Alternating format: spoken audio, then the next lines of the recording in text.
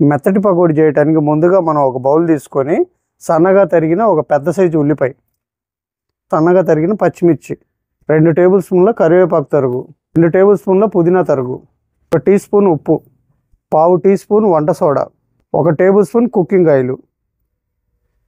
ఇప్పుడు వీటన్నిటిని ఒకసారి బాగా ముక్కలకు పట్టేలాగా కలుపుకుందాం. ఇప్పుడు ఇందులో ఒక పావు కిలో శనగపిండి, ఒక పావు టీ స్పూన్ పసుపు, టీ స్పూన్ జీలకర్ర. ఇప్పుడు కొద్దిగా నీళ్లు పోసుకుంటూ మనకు కావాల్సిన కన్సిస్టెన్సీ వచ్చేంత వరకు కలుపుకుందాం. చూసారు కదండి, ఇలాగా మనం వేసేటప్పుడు ఏళ్ళని కదిలిస్తే ఏళ్ళ వెంట జారాలి మెత్తటి పకోడీ అంటే. ఇప్పుడు కరెక్ట్ కన్సిస్టెన్సీ వచ్చినట్లు లెక్క. ఇప్పుడు మెత్తటి పకోడీ వేసేటప్పుడు ఆయిల్ బాగా వేడి ఉండాలి. ఒకవేళ ఆయిల్ హీట్ తక్కువగానే ఉంటే కనుక పకోడీ ఆయిల్ని లాగేస్తుంది. వేసుకోవాలి. ఇలా ఏళ్ళ వెంట ఇలా జారుతూ ఉంటే మన పకోడీ అన్నది అలా జారిపోతూ ఉంటేనే మనకు కన్సిస్టెన్సీ కరెక్ట్గా ఉన్నట్టు పకోడీ కూడా పర్ఫెక్ట్గా వస్తుంది. పకోడీ అయితే రెడీ అయిపోయిందండి. చూశారు కదా.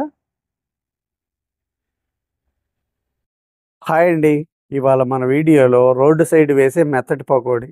ఈ చల్లటి వాతావరణంలో వేడిగా మెత్తటి పకోడీ వేసుకొని తింటే ఆ ఫీలే వేరుగా ఉంటుందండి.